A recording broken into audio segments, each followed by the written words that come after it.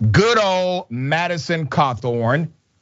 He is now suing the North Carolina State Board of Elections after voters allege he is ineligible for re-election because he was involved in the terrorist attack on January 6th.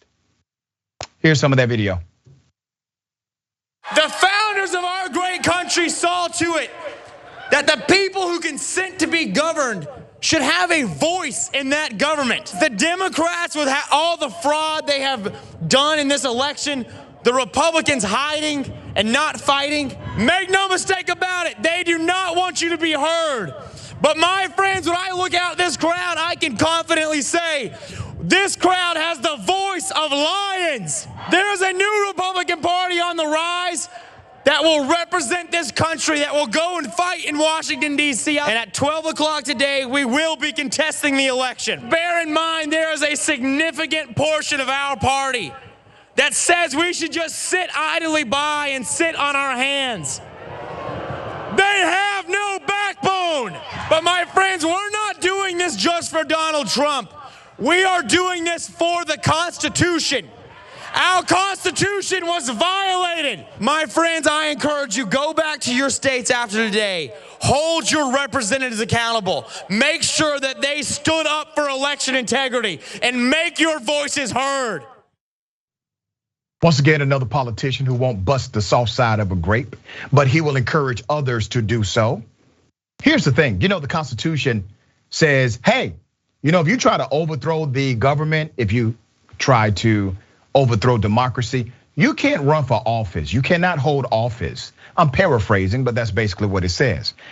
A month after January 6th, that same elected representative was in an interview with Carlos Waston.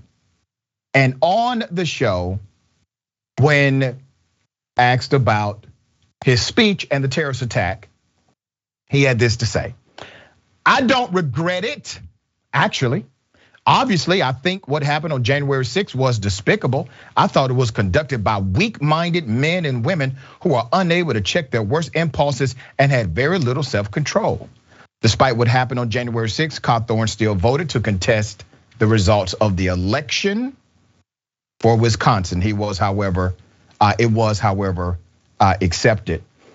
In an interview with CNN's Pamela Brown, roughly 2 weeks after January 6th, he also acknowledged that the election was not fraudulent.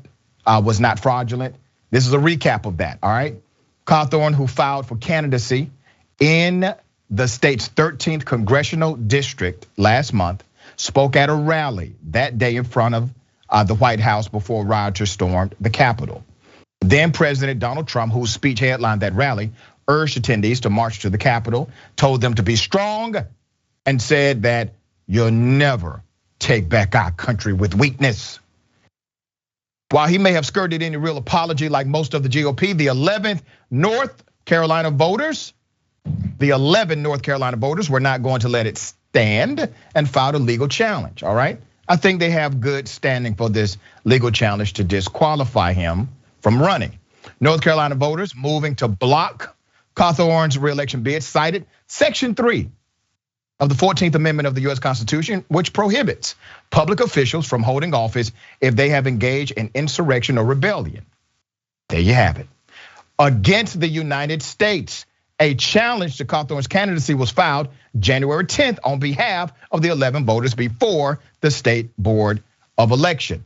So his lawsuit, filed on Monday, denies that he participated in any insurrection or rebellion and maintains he is eligible to run for office under state law. The lawsuit also disputes the assertion that under the 14th Amendment, he is ineligible for candidacy because of his involvement in the January 6th terrorist attack.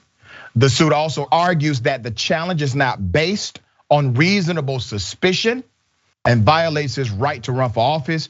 Running for political office is quintessential First Amendment activity and afforded great protection, the lawsuit said.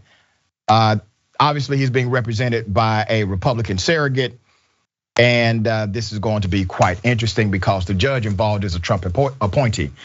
Now, listen, clear cut, just follow the rules, follow the law, follow the Constitution. None of these cats who were involved on that January 6th terrorist attack, or in that January 6th terrorist attack, should run for office. They should not have the ability to run for office. That's based on the wording of the Constitution, all right? But we know this, the rules are not equally applied. They are not being held accountable to the fullest extent of the law nor the Constitution. And Cawthorn is likely to win this challenge in a court of law. My brother, what are your thoughts on this? Well, first of all, I think Madison Cawthorn was created in a Trumpy test tube. He was a handpicked successor to Mark Meadows in that district in North Carolina. He has allegations of sexual misconduct in his background. He even used his own personal tragedy that left him in a wheelchair to his own advantage by allegedly lying about the circumstances of that accident. Now, with respect to his lawsuit against the North Carolina Board of Elections, I think it's sort of a dress rehearsal for what Trump is going to do if he's convicted of or accused by the January 6th committee of participating and being instrumental to the January 6th uprising terrorist attack, as you call it. And so while Cawthorn's involvement is slightly more remote than Trump's involvement, I think that all of this is a dress rehearsal for the challenges that are going to be made of Donald Trump when he tries to run for president again in 2024. Yeah, and likely because of how many appointments Trump was able to get for federal judges, the case will fall right in front of a judge he appointed himself.